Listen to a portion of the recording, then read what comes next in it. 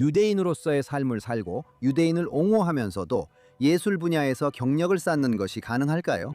수세대에 걸쳐 미국 유대인들은 할리우드와 연극계에서 큰 역할을 해왔지만 그 플랫폼을 이용해 유대인 공동체를 위해 목소리를 내거나 유대인의 삶을 비극의 배경이나 완전한 미국인이 되기 위해 버려야 할 무엇이 아니라 축하받고 정상적으로 여겨져야 할 것으로 설명하거나 강조하는 데 자신의 작품을 사용하는 경우는 드물었습니다. 그리고 10월 7일 이후 그리고 그 여파로 반유대주의가 주류가 되면서 유대인의 존재가 지워지고 이스라엘을 악마화하는 것이 일반적인 현상이 되었습니다. 하지만 헐리우드 출신 유대인 예술가는 이를 바꾸려 노력 중입니다. 이번 주 Think Twice에서 배우이자 예술가, 팟캐스터 자나 플랫과 오늘날 유대인으로 산다는 의미에 대해 이야기합니다.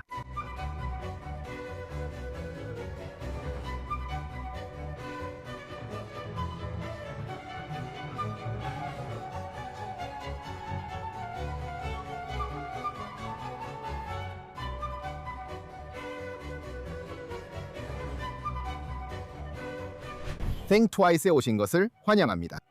유대인들은 100년 넘게 미국 대중문화에 깊이 퍼져 있었으며 사실상 헐리우드를 만들어냈다고도 할 수 있습니다.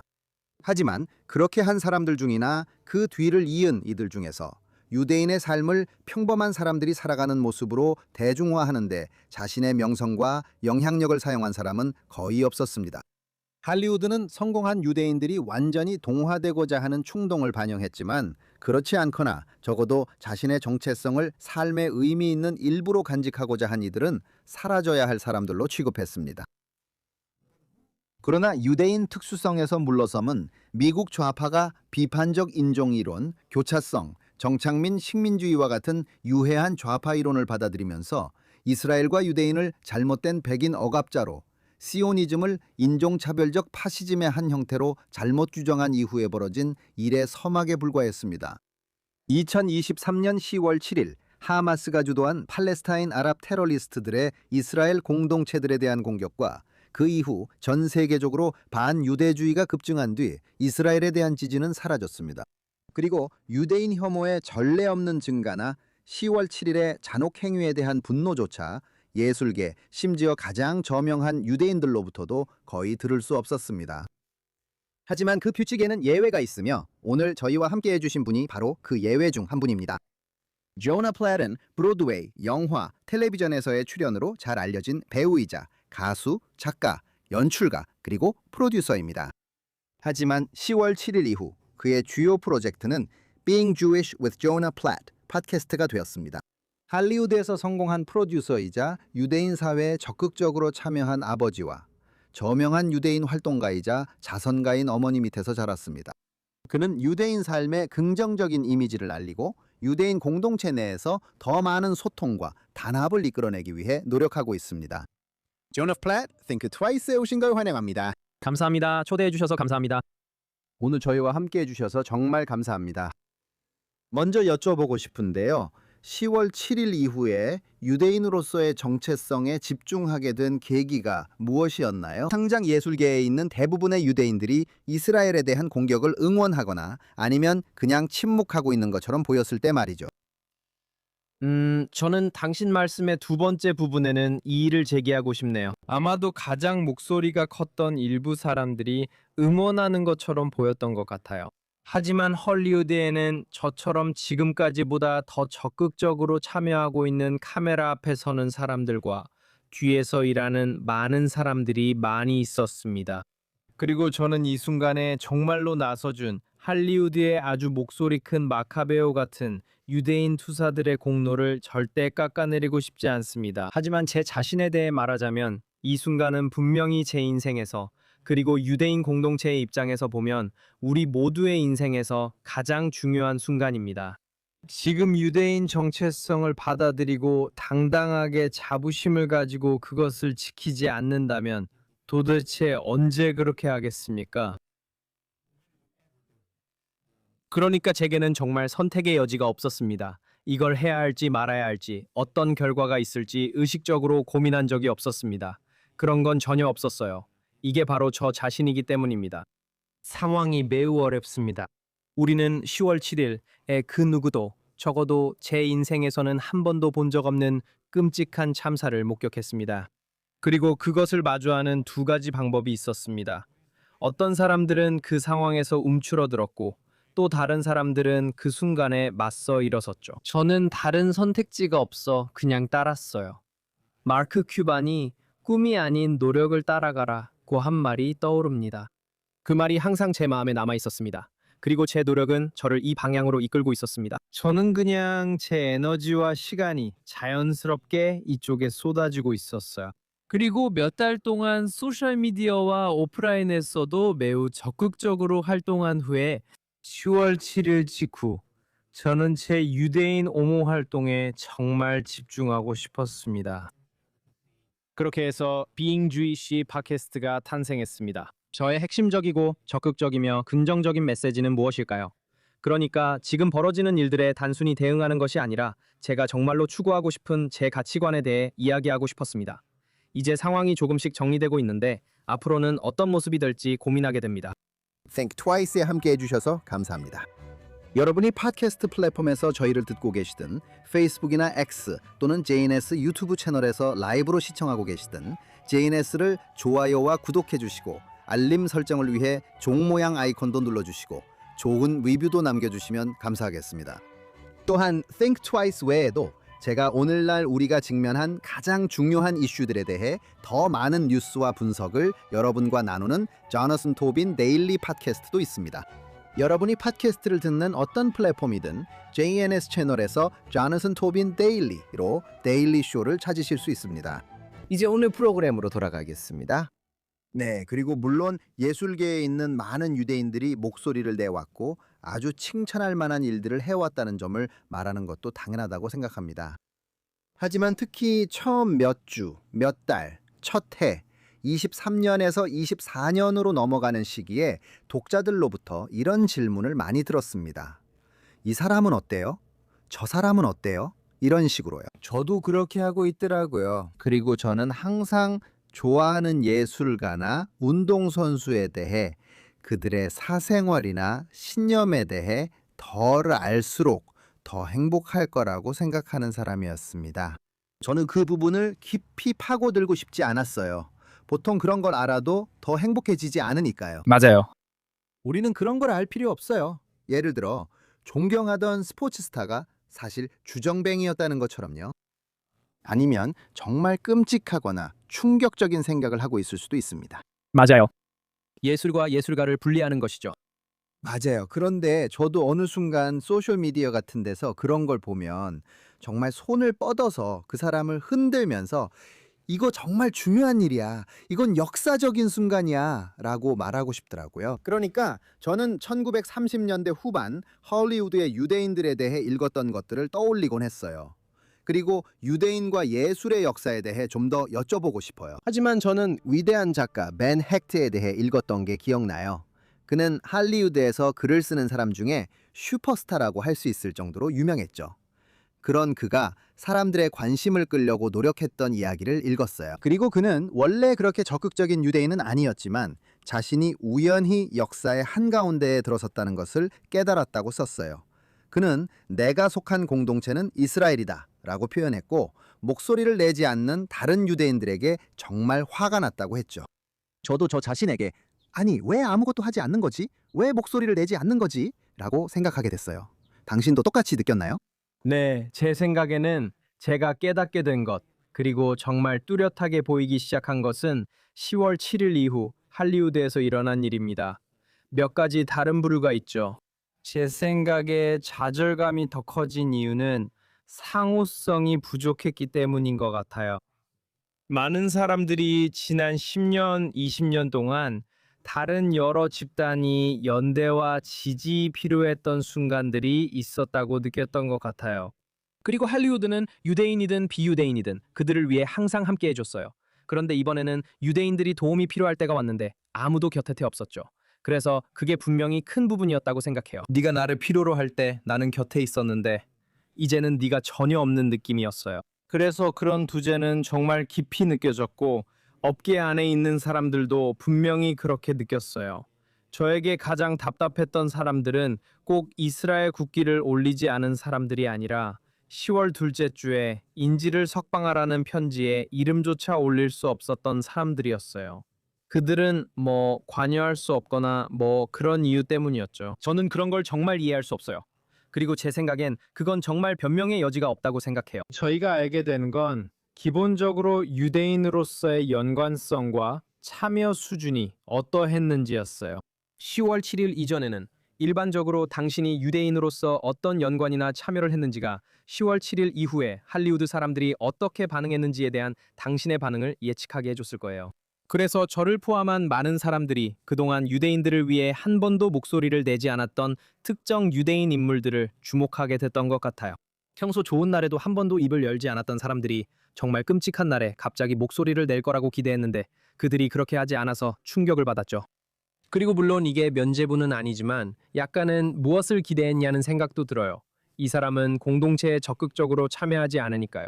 이 사람은 우리가 흔히 신앙을 멀리한 유대인이라고 부를 수 있는 사람인데 분명히 태어나면서부터 그리고 주변 환경으로 유대인이긴 하지만 일상생활에서 의미 있게 유대인답게 살고 있지는 않아요. 유대인 관련 활동을 전혀 하지 않고 어떤 방식으로든 유대교 신앙을 실천하지도 않아요. 그리고 그런 사람들에게 우리가 10월 7일에 나서주기를 기대해서는 안 됐어요. 어떤 면에서는 놀랐다고까지는 말하고 싶지 않지만 이전에는 그렇게 목소리를 내지 않았던 정말 유대인으로서 소속감을 느끼고 적극적으로 참여하는 사람들이 이번 일을 계기로 이제는 목소리를 내야겠다고 생각하는 모습을 보게 되어 정말 좋았어요. 그런 사람들을 볼 수 있었습니다. 제가 방금 언급한 사람들 중에는 이전에도 목소리를 내지 않았고 앞으로도 목소리를 내지 않을 것이며 계속해서 조용히 있을 사람들도 있었습니다. 그리고 그 중간에 있는 사람들도 있습니다. 그리고 그런 사람들이 있습니다. 저는 더 적극적으로 참여하는 사람들에게 더 답답함을 느낍니다. 더 많은 말을 할 수 있었지만 어떤 홍보상의 민감함이나 다른 이유들로 인해 하지 않았던 사람들이죠. 그리고 그런 사람들이 저를 답답하게 했어요. 하지만 할리우드 전체가 다 그런 건 아니고 모두가 저를 실망시킨 건 아니에요. 말씀하신 것처럼 좋아하는 배우가 사실 못된 주정뱅이일 수 있으니 실망하는 사람들이 있죠. 저는 더 잘 알던 사람들이 더 실망스러웠어요. 당신은 예전에도 다른 사람들의 편이 되어준 적이 있잖아요. 이제는 같은 유대인들이잖아요. 당신은 유대인 갈라 행사도 진행한 적이 있죠. 이번 일 어떻게 생각하세요? 그 사람들 정말 답답했어요.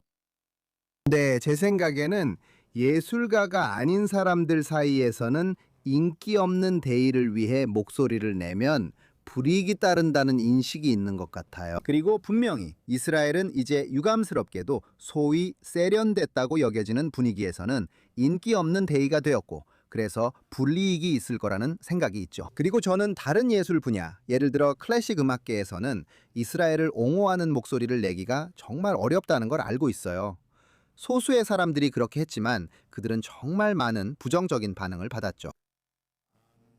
하지만 저는 또 당신이 팟캐스트에서 인터뷰했던 제니퍼 굿윈 같은 사람에게서도 들었는데 그녀는 전혀 사실이 아니라고 말했어요. 그리고 그녀는 10월 7일 이후 유대인 정체성에 더 집중하게 됐죠. 당신도 그렇게 들으셨나요? 네, 이스라엘을 지지한다고 말했다고 해서 블랙리스트에 오르는 일은 없습니다. 그런 일은 없으며 실제 상황은 이렇다고 말씀드릴 수 있습니다. 그것은 특정 브랜드나 프로젝트와 관련된 훨씬 더 일반적인 상업적인 문제에 가깝습니다. 그들은 어떤 문제든지에 대해 시끄럽고 노골적으로 주목을 끄는 사람과는 함께 일하고 싶어 하지 않을 수 있습니다. 이건 유대인이나 이스라엘만의 문제가 아닙니다. 예를 들어 나는 운동화를 파는데 다른 이슈를 들고 오는 사람과 엮이고 싶지 않은 거죠. 예를 들어 백설공주를 연기한 여배우처럼요. 그런 상황 같은 거죠. 알다시피 그녀는 아마도 어차피 망할 영화의 흥행 실패를 탓받았어요. 왜냐하면 그녀가 알다시피 좌파 쪽에서 목소리를 많이 냈거든요. 맞아요. 그런데 제 생각에는 그런 상황에서는 주제가 뭐든 사실 별로 중요하지 않아요. 만약에 누군가가 논란이 되는 이슈를 선택해서 그 논란을 상업적인 프로젝트에 끌어들이면 사람들은 그런 논란을 원하지 않아요. 그리고 그건 이해가 돼요. 왜냐하면 뭔가를 팔려고 하는 거니까요. 그건 이스라엘에 대해 계속 목소리를 높이면서 예를 들어 운동화 같은 걸 팔려고 할 때도 마찬가지일 거예요. 하지만 예를 들어 나는 이스라엘을 강하게 지지해라고 했다가 우리는 저 사람을 고용할 수 없어가 되는 경우 같은 건요. 내가 보기엔 그런 일은 일어나지 않고 있어요. 사실 내가 보는 건 누군가가 고개를 들고 손을 들어서 네, 저는 친이스라엘 유대인 중 한 명입니다 라고 하면 사업을 하다 보면 동료들이 모두 좋아, 멋지네, 함께 뭘 만들까? 라고 하곤 해요. 우리가 지금 시급하게 만들고 팔고 이야기하려고 하는 프로젝트들은 무엇일까요? 그리고 스튜디오 임원부터 프로듀서, 작가, 배우에 이르기까지 업계 전반에서 이런 모습을 볼 수 있습니다. 관심 있는 모든 사람들이 10월 7일 이전과는 다르게 10월 7일 이후에는 더 큰 중대성과 긴박감을 가지고 움직이고 있습니다. 그리고 보세요. 이런 이야기들이 전해지고 만들어지기 어려운 데에는 여러 가지 이유가 있지만 블랙리스트 같은 이유 때문은 아닙니다. 이스라엘이나 유대인을 싫어해서도 당신의 이야기를 안전하겠다는 것도 아닙니다. 이야기가 전해지기 어려운 이유는 첫째로 이 유대인 이야기를 전할 적임자를 찾는데 어려움을 겪고 있기 때문입니다. 예를 들어 넷플릭스 시리즈 Nobody Wants This의 경우입니다.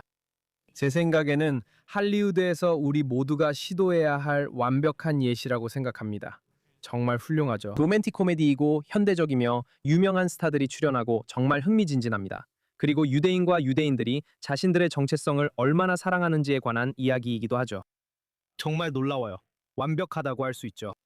크리스틴 벨과 아담 브로디 같은 배우가 주연을 맡지 않는다면 그때부터는 훨씬 더 어려워집니다. 그리고 아마도 그 사람이 유대인 관련 프로젝트를 부담스러워해서 찾기 힘들 수도 있어요. 그런 부분에서 문제가 생길 수 있죠.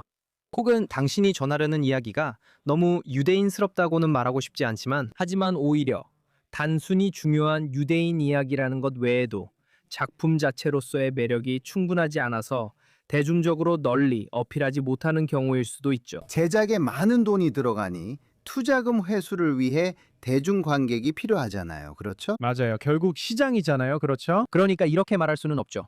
나는 지구상에 있는 1,500만 명의 유대인을 위해 이 영화를 만들고 있고 그들 모두가 이 영화를 봐야 겨우 돈을 벌 수 있다. 이런 식으로는 안 되잖아요. 그렇죠? 이건 정말 흥미로운 이야기여야 하고 정말 매력적인 캐릭터들이 있어야 해요. 그리고 참고로 그들은 유대인이고 그들이 말하고 소통하고 살아가는 방식도 유대인답습니다.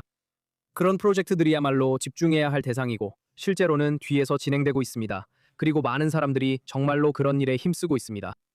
요즘 업계가 많이 힘들고 무언가를 만들어내기 어렵습니다. 할리우드는 빠르게 변하고 있어 독창적 작품 제작이 예전보다 훨씬 어렵습니다. 그러니까 여러 가지 요인들이 복합적으로 작용하는 거죠. 하지만 결론만 말하자면 저는 저 사람은 이스라엘에 대해 이야기하니까 우리는 그를 고용할 수 없다 라는 식의 분위기를 전혀 느껴본 적이 없습니다. 앞서 언급했듯이 유대인들은 할리우드와 영화, 텔레비전 산업 창조에 중요한 중심 역할을 해왔습니다. 우리가 그것을 만들었습니다. 네, 맞아요. 비록 할리우드 박물관이 처음에는 그 이야기를 하고 싶어 하지 않았지만 그건 제쳐두죠. 하지만 유대인들의 삶을 이방인이나 희생자 혹은 동화되기를 열망하는 집단으로 묘사하는 것 외에는 할리우드의 대부분 유대인들은 그런 모습을 묘사하는데 별로 편안함을 느끼거나 관심이 있지 않았습니다. 알다시피 반유대주의자들은 항상 할리우드를 유대인 기관으로 묘사하고 싶어 했지만 할리우드 황금기 시절의 유대인들은 유대인을 대표하거나 심지어 그들을 옹호하는 역할조차 하고 싶어 하지 않았습니다. 제가 말했듯이 벤 핵이 1930년대에 발견했던 것처럼요. 분명히 2020년대의 할리우드는 매우 다릅니다. 하지만 이 역사가 오락산업에 종사하는 유대인들이 10월 7일 사건과 전 세계적으로 증가하는 반유대주의에 어떻게 반응하게 만들었다고 생각하십니까? 시장 요인 외에도 진정성 있는 유대인 이야기를 본격적으로 다루는 데 대한 망설임이 여전히 남아있다고 보십니까? 분명히 그들은 1930년대 스튜디오 수장들이 걱정했던 것처럼 동화되지 못할까봐 걱정하지는 않죠. 하지만 유대인 이야기를 다루는데 망설임이 있다고 생각하시나요? 네, 방금 모든 부분을 다 짚으셨어요. 제 말은 오늘날 우리가 보고 있는 것은 30년대에서 물려받은 일종의 정신이라고 생각해요. 말씀하신 것처럼 30년대에는 그리고 다시 한번 저는 사실 그렇다고 생각해요. 저는 그 사람들을 이해해요. 당시 스튜디오 대표들이 슈머엘 골드피쉬에서 세뮤얼 골드윈으로 이름을 바꾼 이유를 알겠어요. 그게 유대인이라는 게 끔찍해서가 아니라 이제 나는 미국인이라는 거죠. 나는 동유럽에서 여기로 이주했고 이 사회의 일부가 되고 싶었던 거예요. 우리는 이 미국적 정서를 만들어가고 있어요. 그리고 흥미로운 점은 고전 할리우드는 정말 유대인들의 스토리텔링과 도덕성이 깊이 스며들어 있다는 거죠. 그냥 그렇게 부르지 않았을 뿐이에요. 그 이야기들은 유대인 이야기라고 하진 않았죠. 그리고 많은 유대인 배우들도 있었죠. 네, 여기저기 있었지만 유대인임을 드러내진 않았어요. 그리고 대개 유대인이 아닌 역할을 맡았죠. 예를 들어 포 무니는 실제 유대인이지만 유대인을 제외한 모든 민족을 연기했어요. 그때는 왜 그렇게 됐는지 조금은 이해가 돼요. 그리고 오늘날 우리가 보고 있는 것은 유대인이라는 정체성을 드러내지 말아야 하고 우리는 그냥 미국인일 뿐이라는 그 감정의 잔재라고 생각해요. 우리는 미국인이고 그게 일종의 기반이라고 생각해요. 그리고 그 이후로 그걸 더 복잡하게 만든 건 만약 우리가 너무 노골적이면 어쩌나 하는 아무도 문제 삼지 않는 두려움이라고 생각해요. 그들은 유대인들이 이걸 통제하고 있고 유대인들이 저걸 하고 있다고 말할 거예요. 그런데 제 대답은 항상 똑같아요. 어차피 그들은 그렇게 말해요. 그러니까 차라리 우리가 뭔가 이득을 얻는 게 낫죠. 사실 저는 이 똑같은 대화를 제 팟캐스트에서 제이슨 알렉산더와 나눈 적이 있어요. 그리고 그는 자신의 생각을 말했어요. 제가 왜 그런지 물어봤거든요. 그는 그런 두려움이 있다고 말했죠. 그래서 저는 어차피 그들은 그렇게 말하니까 그냥 우리가 하면 안 되냐고 했어요. 그리고 그는 그런 생각은 안 해봤어요. 아무도 의문을 갖지 않았고 대부분 그냥 물려받은 거라 생각해요. 라고 했어요. 제 생각에는 그냥 할리우드가 오랫동안 그렇게 운영되어 온 것 같아요. 우리가 책임지고 있는 것처럼 보이고 싶지 않으니까요. 왜냐하면 모두가 우리가 그걸 통제한다고 말하니까요. 그래서 우리는 권력을 우리 공동체를 위해서가 아니라 항상 다른 사람을 돕는 데 써야 한다고 생각해요. 그게 정말 좋은 일이에요. 다른 사람들을 도와주는 건 좋지만 우리는 종종 그 도움에 포함되지 못하죠. 또 다시 말하지만 할리우드의 많은 유대인들은 애초에 유대인 공동체에 적극적으로 참여하는 사람들이 아니라는 점도 중요해요. 그래서 그런 사람들에게 유대인 프로젝트나 유대인 우선순위, 유대인 목소리를 이끌고 높여주길 기대하는 건 그들은 그렇게 하지 않을 거예요. 그들은 자신이 그런 역할을 맡고 있다고 생각하지 않아요. 그건 자신의 책임이라고 여기지 않죠.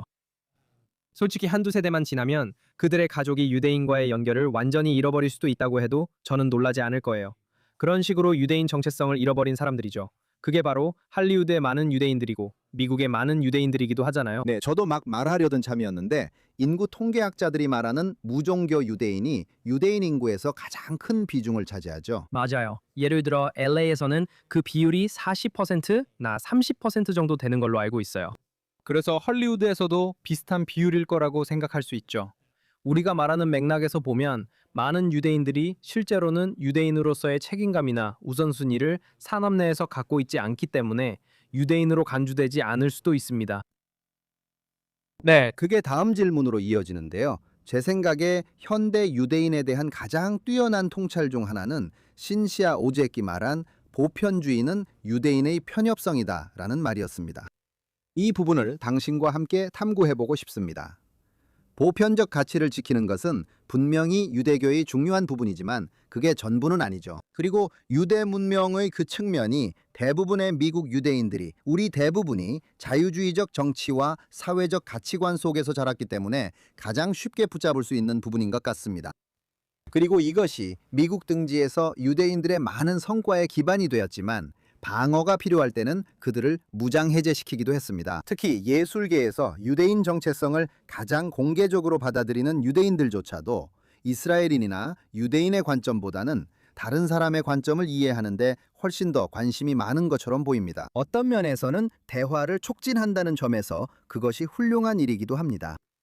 하지만 실제로는 유대인 국가가 포위되고 단순한 비판을 넘어서 피의 중상모략과 정당성 부정에 시달릴 때 유대인들을 방어하는 데에는 도움이 되지 않습니다.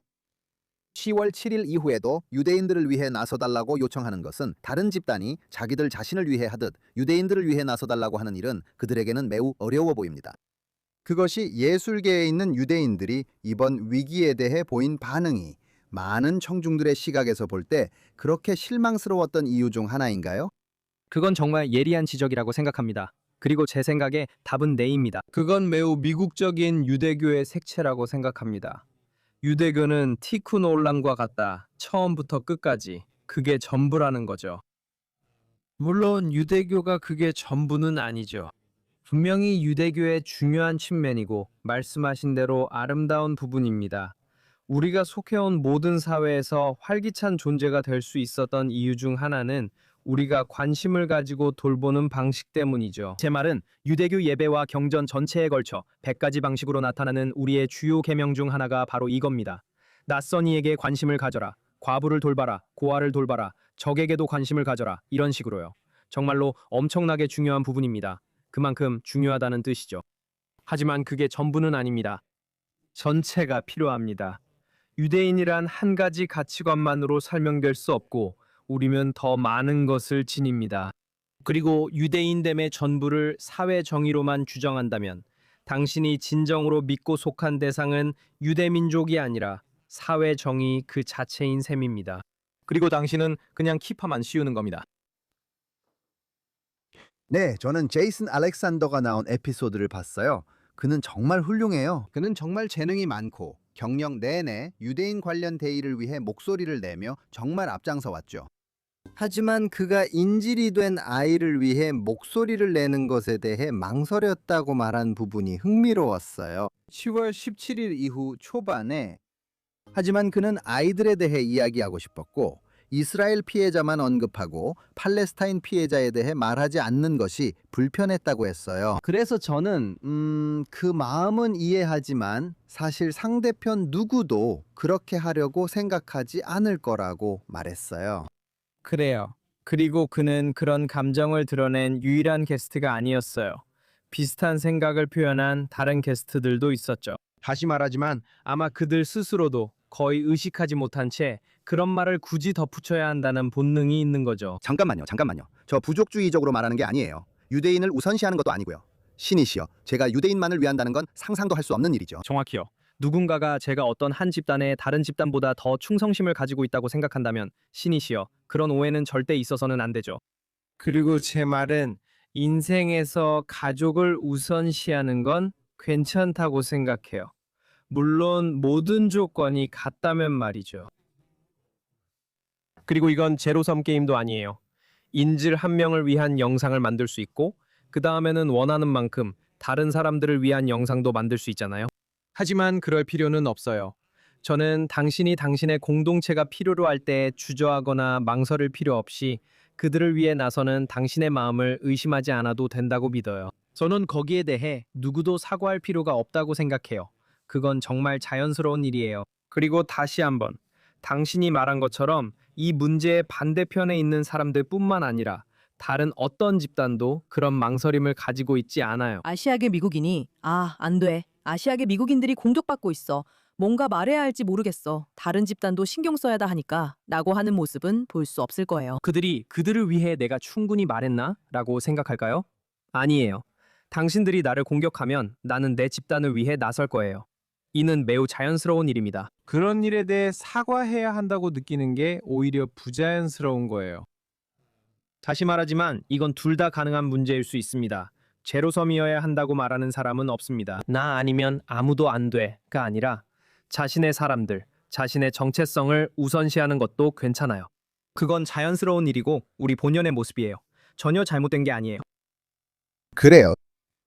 가족 얘기가 나와서 그런데 우리는 정치적으로 분열된 문화에 살고 있어요. 저는 모든 유대인 가족이 모든 미국인 가족처럼 정치적인 문제뿐만 아니라 10월 7일 이후의 이스라엘 문제에 대해서도 분열이 있다고 생각해요. 당신은 매우 공개적이고 매우 유명하며 자신의 의견을 밝히는데 주저하지 않는 사람들로 이루어진 가족의 일원이에요. 그리고 민감한 부분을 건드리려는 건 아니지만 당신의 형제 벤은 이스라엘에 대해 당신이나 당신의 부모님과는 매우 다른 공개적인 입장을 취해왔죠. 그런 차이를 어떻게 헤쳐나가시나요? 관계에 해를 끼치지 않으면서도 그렇게 중요한 문제에 대해 서로 다른 입장을 조율할 수 있는 방법이 있을까요? 왜냐하면 어떤 주제에 대해 이야기하지 않기로 합의하더라도 우리 모두 가족이 있고 추수감사절이나 6월절 같은 때가 되면 정치 얘기는 잠시 휴전하는 분위기가 생기기 때문이죠. 그런 정치적 휴전이 없으면 문제가 생길 수 있잖아요. 하지만 두 사람이 모두 신경 쓰는 것들에 대해 이야기하지 않으면 그런 침묵도 논쟁만큼이나 오해를 불러올 수 있습니다. 정말 그래요. 그래서 다시 한번 말씀드리지만 조나단, 당신의 질문들은 너무 정확해서 거의 스스로 답을 하고 있는 것 같아요. 질문에 질문으로 답하는 건 아주 유대인다운 방식이죠. 네, 맞아요. 당신 말이 완전히 맞아요.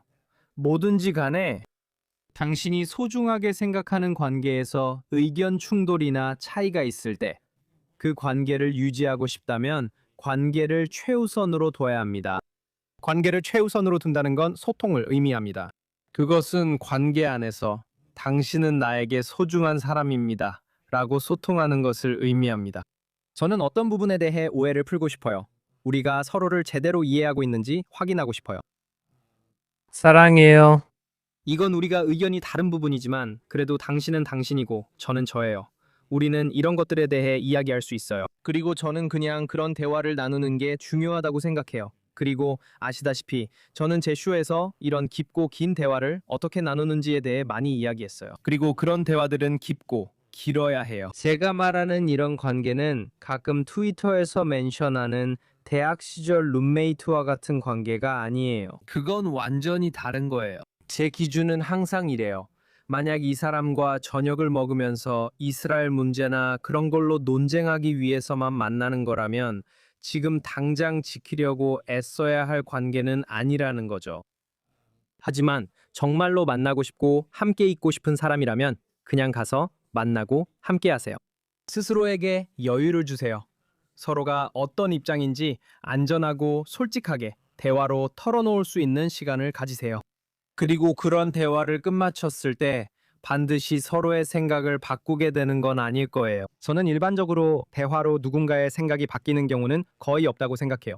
하지만 서로가 어떤 입장인지 이해하게 되죠. 그러면 아, 알겠어 라고 받아들일 수 있게 됩니다. 이 사람이 완전히 미친 괴물은 아니구나 이런 식으로요. 그리고 그들도 자신들이 가장 두려워하던 것과 달리 제가 집단 학살을 저지르는 미치광이는 아니라는 걸 알게 돼요.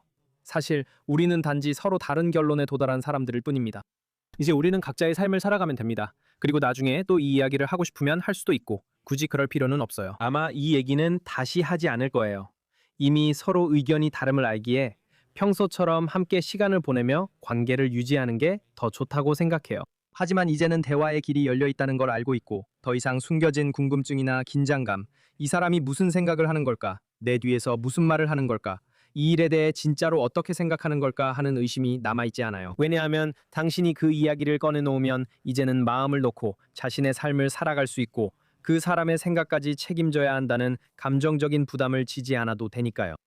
당신은 그저 당신이 아끼는 사람과의 관계를 유지하는 것만 책임지면 됩니다. 그래서 저는 당신이 아끼는 사람과 어떤 큰 갈등을 겪고 있든 이런 대화를 나누는 것이 충분히 가능할 뿐만 아니라 반드시 해야 할 중요한 일이라고 생각합니다. 그리고 그건 알다시피 그렇게 하는 것이 삶을 치유하고 유지하는 데 도움이 됩니다. 다시 말하지만 이런 일은 양쪽의 노력이 필요하다는 점을 주의해야 합니다. 그러니까 만약에 정말로 누군가가 알다시피 어떤 방향으로 너무 파괴적으로 변해버렸다면 그 사람이 당신에게 적대적으로 다가오고 당신과 아무런 관계도 맺고 싶어 하지 않으며 당신에 대해 끔찍한 말들을 하고 있다면 알다시피 당신은 그런 걸 감당할 필요가 없습니다. 그러니까 관계는 오직 두 사람이 모두 그 관계를 원할 때만 유지될 수 있습니다. 그리고 안타깝게도 저는 이런 일을 겪지 않아서 다행이지만 저뿐만 아니라 당신도 그렇고 오늘날 대부분의 유대인들이 그렇듯이 본인이나 가까운 사람이 이런 일을 겪은 경우가 많습니다. 절친한 친구가 단지 너 이스라엘을 지지할 거야? 그럼 너랑 끝이야. 라며 사람과 연을 끊는 끔찍한 이야기들이 많죠. 저로서는 이런 일이 어떻게 일어날 수 있는지 이해가 안 됩니다. 정말 잔인하죠. 하지만 그런 일에 대해 우리가 할 수 있는 건 없습니다. 누군가가 그렇게 끔찍하다면 그건 그 사람의 문제죠. 그리고 그들은 자기 양심에 따라 잠을 자든 못 자든 그건 그들의 몫이죠. 하지만 바라건대 여러분이 자신의 취약함을 드러내고 논쟁이나 내용이 아니라 관계를 우선시하는 상황에 있기를 바랍니다. 이것은 상대방의 생각을 바꾸려는 게 아니라 우리가 서로를 어떻게 보고 소중한 관계로 연결될 수 있는지에 목적이 있습니다. 전반적으로 여러분이 그 관계를 지킬 수 있기를 바랍니다. 네, 그건 정말 좋은 조언인 것 같아요. 문제는 우리 사회 전반의 문화가 아시다시피 반대 방향으로 움직이고 있고 계속 그렇게 움직여 왔다는 점인 것 같아요. 저는 랍비들에게서 들은 기억이 나요. 2016년 대선 이후에 트럼프에 대한 생각 때문에 이혼하는 부부들이 있었다고 하더라고요. 그리고 저는 이게 정말 말도 안 된다고 생각했어요. 부부가 정치 말고도 다툴 만한 더 나은 이유들이 정말 많은데 말이죠. 하지만 그게 실제로 일어나고 있는 일이에요. 그리고 제 생각엔 이런 현상이 모든 문제에까지 영향을 미치고 있다고 봐요. 하지만 확실히 이스라엘이 문화적으로 이렇게 중요한 이슈가 된 이후로 제 생각엔 이런 현상이 사람들을 부정적인 방향으로 몰아가고 있는 것 같아요. 마치 자신이 속한 쪽에서 더는 같은 편으로 여겨지지 않을 것 같은 느낌을 받게 만들고 있죠. 만약 그들이 친척이나 아주 가까운 사람들에게 화를 내지 않는다면 그들과 의견이 다를 때 말이죠. 네, 그건 거짓된 현실이죠, 맞죠? 하지만 지금 소셜미디어가 그렇고 우리 삶의 많은 부분이 다 그래요.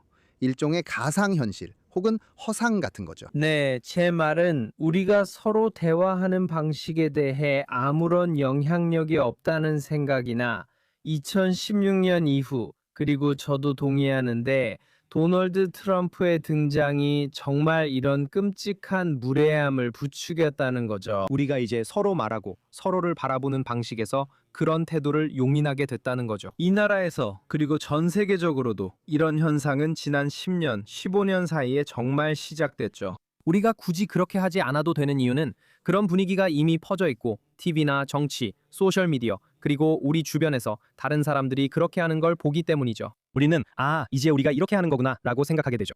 하지만 우리가 비판적 사고력을 점점 잃어가고 있는 것처럼 똑같이 행동하지 않기로 선택할 수도 있습니다.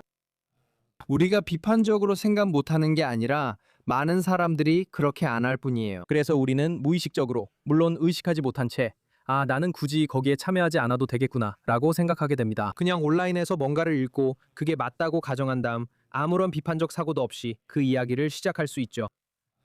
우리는 계속 같은 말을 거듭하며 여기서는 선택할 수 있습니다 라고 해야 합니다. 우리는 서로 예의 바르게 대화할 수 있습니다. 우리는 서로를 인간으로 볼 수 있습니다. 우리를 갈라놓는 것보다 우리를 하나로 묶는 것이 훨씬 더 많습니다. 우리가 요즘 보통 하는 일은 우리가 동의하지 않는 한 가지를 찾는 겁니다. 마치 우리 앞에 한 상 가득 차려진 식사가 있는데 우리는 메인 요리에 동의하고 디저트에도 동의하고 에피타이저에도 동의합니다. 하지만 반찬의 완두콩 하나만 동의하지 않는 거죠. 그런데 우리는 식사 전체를 그 완두콩 하나의 문제로만 만들어버리죠. 그 완두콩에 동의하지 않으면 당신과 끝입니다. 그건 좋은 식사를 하는 방법이 아니죠. 그리고 우리는 그런 상황에서 우리의 책임을 포기하는 셈이고 사실 우리는 더 존중하고 긍정적으로 행동할 수 있다는 걸 선택할 수 있습니다. 실제로 좋은 것을 만들어내는 방식으로요. 흐름에 그냥 몸을 맡기고 모든 것이 증오에 찬 언사와 분열, 양극화로 흐지부지 사라지게 내버려두는 것이 아니라요. 여기서 우리는 선택할 수 있습니다. 인간이 서로 갈라져 각자 진영에 갇힌 신체 서로를 미워해야 한다는 건 자연의 법칙이 아니며 그렇게 해야 한다고 한 사람도 없습니다. 그래요. 그게 요즘 문화가 흘러가는 방식이긴 하죠. 알아요. 예전에 제 오랜 친구 JJ 골드버그와 토론 프로그램을 했었어요. 그는 오랫동안 포워드의 편집장이었죠. 그리고 우리는 좌우 토론을 자주 했었습니다. 하지만 그 토론의 핵심은 우리가 오랜 친구로서 예의를 지키며 대화했다는 점이에요. 우리는 북미 곳곳을 돌며 토론했고 제 기억엔 랍비 월피가 있던 예루슈에서도 했어요.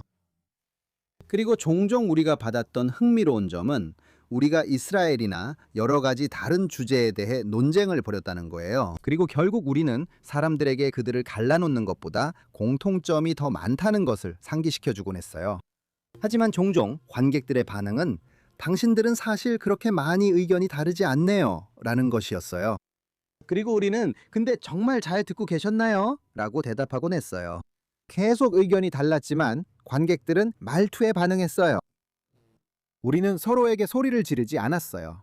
우리는 함께 웃었고 때로는 서로를 놀리기도 했지만 항상 존중하는 태도로 대화했어요. 그리고 그들은 만약 그렇게 행동한다면 진짜로 의견이 다른 게 아니라고 생각하도록 훈련받아 왔던 거죠. 맞아요. 바로 그거죠. 우리가 점점 사용법을 잊어가고 있는 근육과도 같지만 우리는 그걸 가지고 있어요. 우리는 그 능력이 있습니다. 우리는 늘 그 능력이 있었어요. 다만 문화가 그 능력을 약화시키도록 허락했을 뿐이죠. 그래서 우리는 계속해서 우리 주변 사람들과 공동체 구성원들이 그 근육을 사용할 수 있도록 격려해야 합니다. 단지 기분이 좋아서나 옳은 일이기 때문만은 아닙니다. 그게 모두에게 더 좋은 일입니다. 제 말은 정말 긍정적인 경험이라는 거죠. 단점이 전혀 없습니다. 단점이 전혀 없습니다. 아니요, 없습니다. 하지만 우리가 알게 된 바로는 유대인 공동체 내에서도 이제는 그런 토론에 대한 수요가 그다지 많지 않다고 생각합니다. 잘 모르겠어요. 저는 방금 좋은 토론을 봤거든요. 많은 사람들이 데로혼과 데보라 립스타트의 토론을 시청했다고 생각했어요. 사피르 토론도 많은 관심을 받았죠. 네, 아니 불가능하다는 건 아니에요. 하지만 제 경험상 예전보다 그런 토론에 대한 관심이 좀 줄어든 것 같아요. 사람들이 모든 일에 너무 화를 내게 돼서 그런 것 같아요. 하지만 또 그게 있잖아요. 다음 질문으로 이어질 수 있을 것 같은데 가족 간의 의견 충돌에 있어서 관계와 가족을 우선시하는 것에 대해 이야기하는 건 한 가지예요. 하지만 우리 공동체로서 어디까지 선을 그어야 할까요? 당신은 포용의 중요성에 대해 여러 번 말씀하셨잖아요. 하지만 이에 대한 반응으로 만약 우리가 오로지 포용만을 추구한다면 결국 우리가 진정으로 추구하는 가치는 아무것도 없다는 의미가 되지 않겠냐는 말이 나올 수 있습니다. 우리 공동체는 어디에 선을 그어야 할까요? 저널리스트로서의 경력에서 제가 배운 것이 있다면 모두가 선을 긋고 싶어 한다는 것이고 단지 그 선을 어디에 그어야 하는지에 대해 의견이 다르다는 점입니다. 이건 매우 광범위한 질문입니다. 저는 선이 그어져 있다고 해도 그리고 물론 말씀하신 것처럼 무언가에 대한 선은 어디에나 있지만 문은 항상 열려 있어야 한다고 생각합니다. 그래서 저는 그 점을 꼭 말씀드리고 싶어요. 우리는 항상 빠져나갈 길을 제공해야 합니다. 항상 빠져나갈 길이 있어야 합니다. 당신이 마음을 바꿀 준비가 되면 언제든 저희 문은 열려 있습니다. 그것이 저에게 중요합니다. 하지만 그렇다고 선이 없다는 건 아니라고 생각합니다. 모두가 늘 환영받는 건 아닙니다.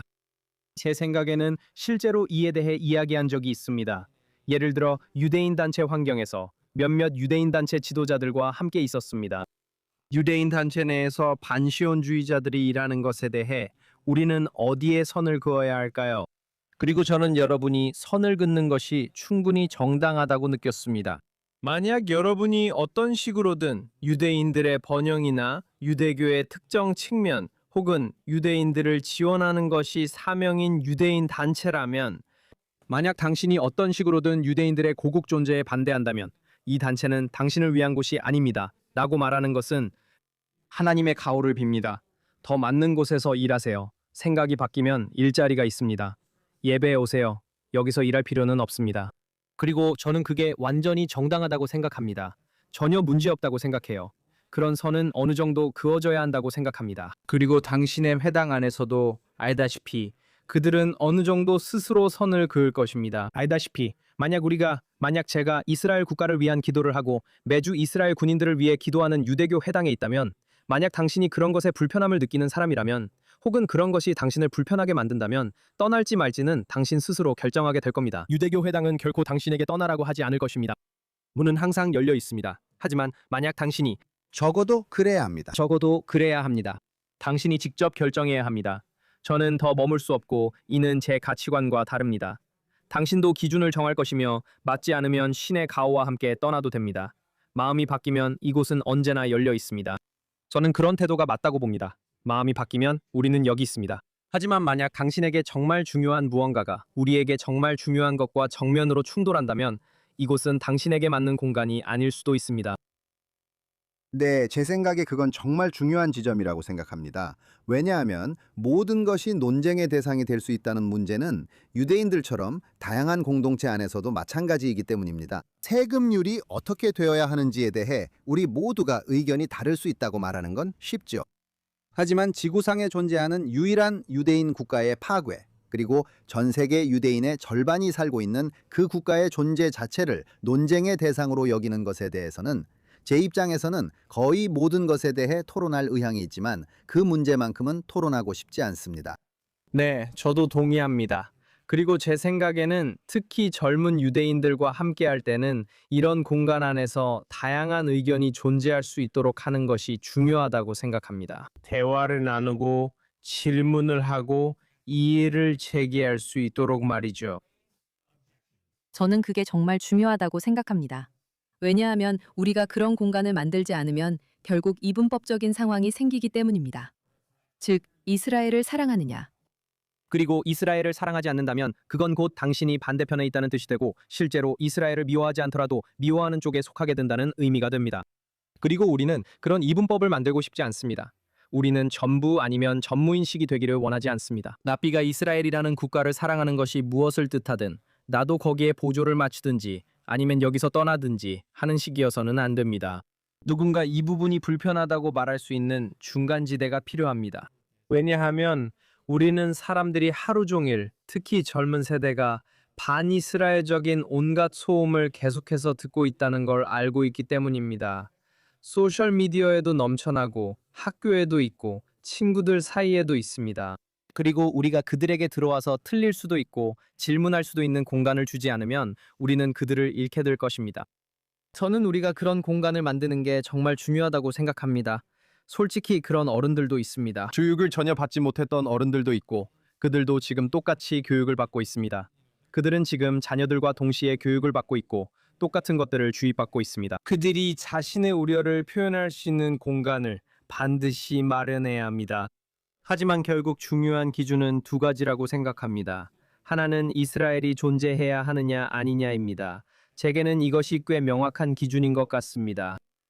정책에 대해서는 토론할 수 있습니다. 제가 항상 말하듯이 이스라엘인들만큼 이스라엘을 매일같이 비판하는 사람들도 없습니다. 정말 그렇죠. 그 부분에 대해서는 전혀 문제가 없습니다. 하지만 우리가 동의해야 할 점은 유대인들이 스스로의 운명을 결정할 수 있어야 한다는 것과 우리가 모두 연결되어 있는 지구상 단 한 곳이 있다는 점입니다.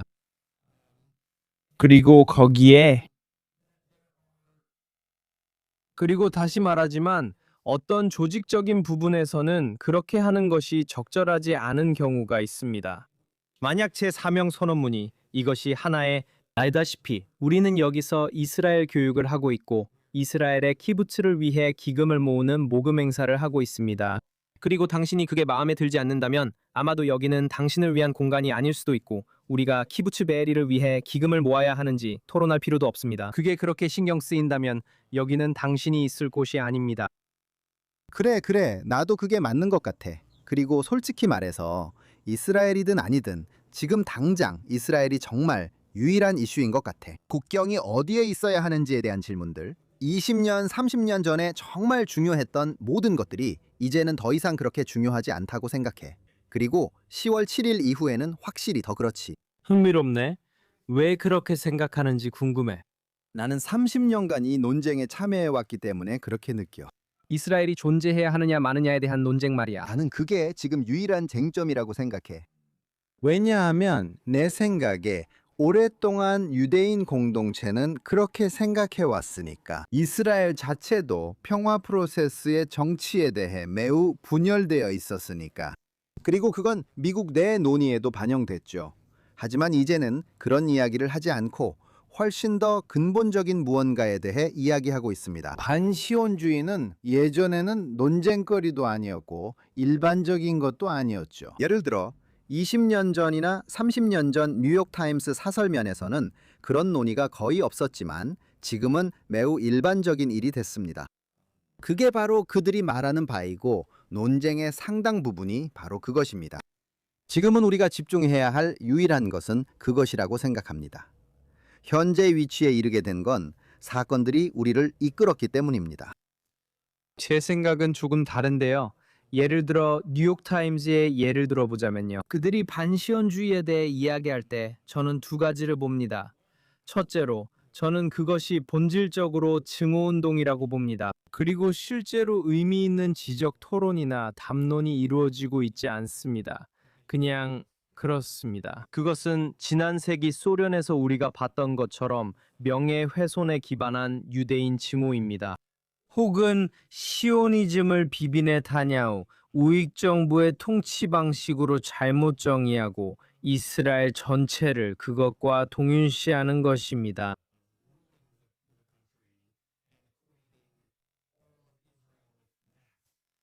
제 생각에는 만약 우리가 손가락을 튕겨서 완전히 다른 정부가 완전히 다른 일을 하고 있다고 해도 저는 대화의 성격이 달라질 거라고 생각합니다.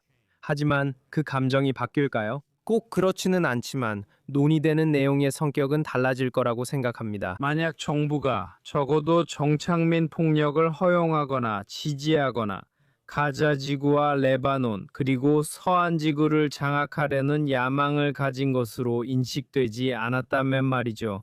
적어도 현재 정부에 대한 인식은 그렇습니다. 그래서 저는 올해 말에 정부가 바뀐다면 담론의 수준에서 상황이 바뀔 수도 있다고 생각합니다. 하지만 두고 봐야겠죠. 저는 그 점에 대해 반박하고 싶습니다. 왜냐하면 올해 선출될 수 있는 정부 가운데 그런 정부는 없다고 생각하기 때문입니다. 그리고 분명히 이스라엘 사람들은 네타냐후에 대해서는 매우 분열되어 있지만 전쟁에 대해서는 분열되어 있지 않습니다. 그들은 이란이나 하마스에 대한 전쟁에 대해 사실상 분열되어 있지 않습니다. 아시다시피 네타냐후가 이렇게 오랜 세월 동안 집권해 왔고 수많은 선거에서 승리해 왔잖아요. 그건 음모가 있어서가 아니라 다른 쪽이 논쟁에서 어느 정도 패배했기 때문입니다. 그리고 만약 베네트나 야이르 라피드가 아니라면 그들의 전쟁에 대한 정책도 크게 다르지 않을 겁니다. 그리고 많은 사람들을 좀 더 깊이 들여다보면 예를 들어 뉴욕 타임즈를 예로 들자면 방금 퓰리처상을 받은 곳이 어디였죠? 그들의 작가 명단이나 아이디어, 편집자들을 살펴보면 최근에 번드에 관한 책에 대해 정말 이상한 서평을 쓴 사람이 있죠. 그러니까 기본적으로 시오니즘과 이스라엘이 유대인 정체성의 필수적이라고 생각하는 사람은 미쳤다고 말하는 거죠. 저는 그들이 이스라엘에서 선출될 수 있는 어떤 정부도 호의적으로 보지 않을 거라고 생각합니다. 방금 말씀하신 마지막 부분이 제가 처음에 했던 말과 연결되는 것 같아요. 그리고 그건 제게 또 다른 형태의 유대인 혐오라고 생각합니다. 만약 당신이 그게 상상도 할 수 없는 일이라고 말한다면 그건 정말로 뉴욕 타임스 사설면에서는 볼 수 없었던 유대인 혐오의 한 형태입니다. 알다시피 자유주의자들이 보수주의자들과 논쟁하던 시절에는 앤서니 루이스 같은 사람이 있었죠. 그런데 이제는 그가 이런 사람들로 대체된 겁니다. 그래요. 그다지 좋지 않죠. 제 말은. 그래요. 알다시피 반시온주의요. 우리는 이 특정한 형태의 유대인 혐오에 제대로 대비하지 못했습니다. 우리 사회, 유대인 공동체로서 우리는 그것이 어떻게 작동하는지, 어떻게 인식해야 하는지 배운 적이 없습니다. 제 말은 우리는 저는 그렇지 않아요. 저만 이런 말을 하는 건 아니지만 우리는 모든 시간과 자원을 교육에 쏟아왔습니다. 유대인 혐오를 곧바로 홀로코스트와 동일시하고 그것이 유대인 혐오의 전부라고 여깁니다. 저는 나치가 어떤 사람인지 알아볼 수 있습니다. 하지만 당신이 나치가 아니라면 당신이 유대인 혐오자인지 아닌지 구별하는 방법을 잘 모르겠습니다. 그리고 우리는 가르치는 데 시간, 돈, 자원을 전혀 쓰지 않았습니다. 예를 들어 소련의 반유대주의, 반시온주의가 어떤 모습이었는지, 그리고 소련 러시아 내에서 유대인들 자신이 어떻게 자신들의 기관을 해체하는 데 동원되었는지에 대해 말입니다. 그리고 우리는 그런 친숙함도 그런 패턴 인식도 없기 때문에 지금 이 순간에도 사회적 규범 안에서 이런 일이 벌어지고 있습니다. 이것이 바로 유대인 혐오가 종종 작동하는 방식입니다. 그리고 우리는 지금 따라잡으려고 애쓰고 있습니다. 그건 정말 중요한 지적이라고 생각합니다. 잠시 영화 이야기 아니면 적어도 영화와 관련된 이야기로 넘어가 보겠습니다. 2024년에 영화와 관련된 질문을 해도 될까요? 당신은 유대인 창작자 그룹의 일원으로서 영화예술과학 아카데미에 편지를 보내 당시 오스카상에 대한 새로운 규정에 문제를 제기한 적이 있었죠. 포용성에 관해서 유대인들도 이 규정에서 언급된 소외된 집단에 포함시켜달라고 요청하셨죠. 그 일로 큰 진전을 이루지는 못하신 것 같은데 혹시 제가 틀렸다면 알려주실 수 있나요? 그런데 DEI가 과연 실제로는 어떤 사람들은 이게 사실이라고 생각할지 모르지만 이론적으로는 이스라엘과 유대인을 백인 억압자로 취급합니다. 이것이 많은 진보주의자들이 이스라엘을 외면하게 된 핵심 이유 중 하나입니다. 이 문제에 관심 있는 사람들이 유대인을 억압자로 보고 진정한 피해자로 여기지 않는데 과연 유대인을 포용할 수 있을까요? 이건 정말 중요한 질문입니다. 저는 당신과 제 흑인 친구들 그리고 동맹들이 DEI가 그들에게 매우 중요하다고 생각한다는 걸 알고 있습니다. 그들은 크게 문제 삼고 큰 상처를 받습니다. 유대인들이 모든 걸 없애자고 하면 우린 어떻게 하라는 거지? 라고 생각합니다. 무슨 뜻인지 아시겠죠? 반대로 그들도 완전히 이해하지는 못하는 것 같습니다. 당신이 지적한 것처럼 DEI는 본질적으로 지구상에서 가장 작은 소수민족 중 하나를 배제하는 방식으로 무기화되었습니다. 정말 말도 안 되는 일이죠. 그래서 저는 그걸 상상하기가 좀 어렵습니다. 유대인을 다양한 소수민족으로 포함하는 제대로 작동하는 DEI 교육과정이나 세계관이 있어야 한다고 생각하시나요? 물론입니다. 유대인이 누구이고 어떤 존재인지 이해하게 되면 그들은 그런 틀에 아주 자연스럽게 들어맞습니다. 하지만 우리가 계속해서 유대인이 누구이고 어떤 존재인지 완전히 오해한 채로 살아간다면요? 억압자와 피억압자라는 이분법적 서사를 통해서도 그렇고, 그리고 그와 연결된 유대인을 부유하고 백인 유럽인 계층으로 잘못 분류하고 완전히 오해하는 것도 마찬가지입니다. 이것은 부정확할 뿐만 아니라 세계 유대인 대다수가 백인으로 보이지 않는다는 점에서조차도 잘못된 묘사입니다. 그게 정말 답답하죠. 그게 큰 문제입니다. 그래서 만약 우리가 스위치를 딱 켤 수 있다면 어떨까요? 그리고 온 세상이 유대인들이 실제로 이스라엘에서 추방되어 전 세계로 흩어진 부족이구나 라고 알게 된다면요. 지금 우리는 갈라파고스 핀치새들처럼 각 섬에서 다르게 진화한 것과 비슷하다고 할 수 있습니다. 우리는 알다시피 흩어졌기 때문에 어떤 사람들은 두리가 더 길어졌고 어떤 사람들은 이런 종류의 견과류를 먹어야 했죠. 왜냐하면 우리는 저기서 자랐고 또 다른 곳에서 자랐으니까요. 하지만 우리는 모두 같은 무리에서 왔어요. 그리고 알다시피 우리 중 50% 이상이 사는 이스라엘은 북아프리카와 중동 출신 사람들 중에서도 다수를 차지하지 않아요. 정확히 그래요. 이건 정말 기본적인 사실들이에요.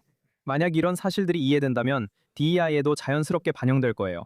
그게 정말로 빠져있는 부분이라고 생각해요. DEI 자체가 고칠 수 없거나 망가진 시스템이라고 생각하지 않아요. 유대인들이 이해되는 방식이 잘못된 거예요. 그리고 그 부분을 고칠 수 있다면 다른 많은 것들도 제자리를 찾을 수 있을 거예요. 이렇게 공개적으로 유대인으로서 여정을 시작하며 동료 예술가들이 10월 7일 이후 세상과 어떻게 관계 맺는지에서 가장 뜻밖의 알게 된 점은 무엇인가요? 그리고 가장 실망스러웠던 점은 무엇인가요? 이거 정말 큰 질문이네요. 두 번째 질문부터 답하겠습니다. 그게 더 쉬울 것 같아요. 제 말은 이 순간에 사람들이 자신의 책임을 회피하는 모습이 계속해서 저를 실망시키는 것 같습니다. 그리고 그게 저를 신경 쓰이게 합니다.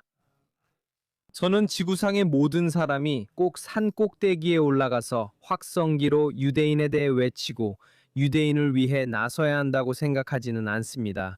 하지만 저는 지금 이 순간 모든 사람이 자신의 삶과 자신의 영향력 안에서 유대인을 대변하는 사람이 되어야 한다고 생각합니다. 그리고 사람들은 자신의 기술, 열정, 영향력을 활용해야 합니다. 그 벤 다이어그램에 겹치는 부분을 보세요. 그리고 바로 그곳에서 영향력을 발휘해야 한다고 생각합니다. 이 순간에 나서지 않고 저 사람이 알아서 하겠지라고 말하는 것은 약간 특권의식과 게으름이 느껴집니다. 저는 그냥 여기서 고개 숙이고 제 할 일만 하면서 다른 사람들이 제 대신 싸워주길 바라는 거죠. 그래서 그게 좀 실망스러웠습니다. 저는 더 많은 사람들이 개인적으로 책임감을 느꼈으면 좋겠어요. 하지만 이게 바로 인간이잖아요. 어느 시대, 어느 순간이든 어떤 사람들은 책임을 지고 일어서고 어떤 사람들은 그렇지 않죠. 그게 바로 우리가 인간으로서 가진 본성이에요. 30년대에도 그랬고 매번 그랬죠. 지금도 다시 보고 있지만 항상 아픈 일입니다. 그리고 놀라움에 대해서 말하자면 뭐가 놀라웠냐면 글쎄요. 굳이 말해야 한다면 저도 잘 모르겠어요. 아마도 이 일이 얼마나 긍정적으로 받아들여졌는지 혹은 사람들이 얼마나 놀랬는지에 대해 놀랐던 것 같아요. 이게 이렇게 긍정적이라는 사실에 사람들이 놀라는 걸 보면서 저도 놀랐습니다. 혹은 제가 뭔가를 할 때 저한테는 그게 자연스럽고 기분 좋은 일인데 누군가는 와, 정말 용감하네요 라고 말할 때가 자주 있다는 점도 놀라웠어요. 그리고 저는 잠깐 생각하게 돼요. 제가 이해한 바로는 그게 당신에게 용감하게 보이는 이유는 당신에게 두려움이 있기 때문인 것 같아요. 하지만 저에게는 두려움이 없어요. 왜냐하면 저는 숨어서 살아가거나 20년 후에 후회하는 삶을 사는 게 훨씬 더 두려울 것 같거든요. 그리고 나중에 돌아봤을 때, 나는 겁쟁이였구나. 혹은 나는 내 책임을 회피했구나. 아니면 다른 사람들을 편하게 해주려고 내 자신에 대해 거짓말을 하며 살았구나. 라고 생각하는 게 더 두려워요. 저에게는 그런 게 진짜 저답게 하루 24시간 내내 사는 것보다 훨씬 더 무서운 일이에요. 저에게는 그게 무섭지 않아요. 오히려 자유롭고 기분이 좋고 옳다고 느껴지고 자연스럽게 느껴져요. 정말 그런 느낌이 아니고 자랑하려는 것도 아니에요. 저에겐 용기를 내는 일로 느껴지지 않아요. 저에게는 오히려 무서운 것으로부터 멀어지는 거예요. 그 무서운 것은 후회를 느끼거나 저 자신을 실망시키거나 가족을 실망시키거나 진실성이 필요한 순간에 잘못된 선택을 하는 거죠. 저에게는 그게 훨씬 더 무서운 일입니다. 그래서 아마도 저는 그게 모든 사람이 그렇게 생각하지 않는다는 사실에 놀라는 것 같아요. 네, 저도 정말 공감해요. 당신도 그럴 거라고 확신해요. 지금 존경하는 유대인은 누구인가요? 저는 많은 사람들에게 영감을 받습니다. 정말로 지금은 모두가 힘을 합쳐야 하는 순간이기 때문에 그 순간에 응답하고 있는 모든 유대인들에게 영감을 받고 있습니다. 진심으로요. 그게 아이오와에 사는 평범한 유대인으로서 10월 7일 이전에는 별로 관심이 없었지만 이제는 당신 지역에 있는 10명의 유대인을 위해 유대인 북클럽을 시작하는 것일 수도 있고요. 그런 게 저에게는 정말 놀랍고 또 매우 중요하다고 생각합니다. 그리고 바로 그런 행동들이 우리가 이 순간을 헤쳐나갈 수 있게 해줄 거라고 믿어요. 저는 유대인연합회의 전국 청년 리더십 위원회 회원인데 이 위원회는 전국 각지에서 30대, 40대 유대인 400명 정도를 모읍니다. 그리고 그 그룹의 동료들에게서 많은 영감을 받고 있습니다. 그리고 아시다시피 저는 실제로 유대인 관련 직업을 가진 몇 안 되는 사람 중 한 명입니다. 이분들은 평범한 직업을 가지고 있지만 이 순간에 책임을 지고 있습니다. 이분들은 유대인 삶을 지원하는 조직의 일원이 되고 싶어하고 그곳에서 리더십 역할을 맡으며 자신들의 공동체 활동에 적극적으로 참여하고 유대인으로서의 정체성과도 더 깊이 연결되고 있습니다. 그게 저에게 정말 큰 영감을 줍니다. 그래서 사실 누구든지 어떤 위치에 있든 어떤 종류의 마이크를 가지고 있든 큰 마이크를 가진 분들도 저에게 영감을 주고 작은 마이크를 가진 분들도 저에게 영감을 줍니다. 희난이라고 하는 사람들이 저에게 영감을 줍니다. 바로 그 점이 저에게 영감을 줍니다. 좋은 말씀입니다. 오늘을 이 말로 마무리하면 좋겠네요. 조나, 함께 해주셔서 감사합니다. 시청자와 청취자분들이 조나님과 조나님의 활동을 어떻게 팔로우하고 팟캐스트를 시청하거나 청취할 수 있나요? 질문 감사합니다. Being Jewish with Jonah Platt는 애플, 스포티파이, 아마존 등 주요 팟캐스트 플랫폼과 유튜브에서 들으실 수 있습니다. 저희는 TV 채널인 Jewish Broadcast Service에서도 목요일 밤 프라임타임에 방송되고 이후 주말 내내 재방송됩니다. 자세한 내용은 웹사이트 being-jewishpodcast.com에서 확인하세요. 저를 모든 소셜미디어에서 조나 플랫 또는 Being Jewish Podcasts로 팔로우해주세요. 네, 정말 좋네요. 저희는 또한 시청자 여러분께 감사드리고 싶습니다. 조나단 토빈 데일리 에디션을 매일 청취해 주시길 부탁드리며 여러분이 팟캐스트를 듣는 모든 곳에서 들으실 수 있습니다.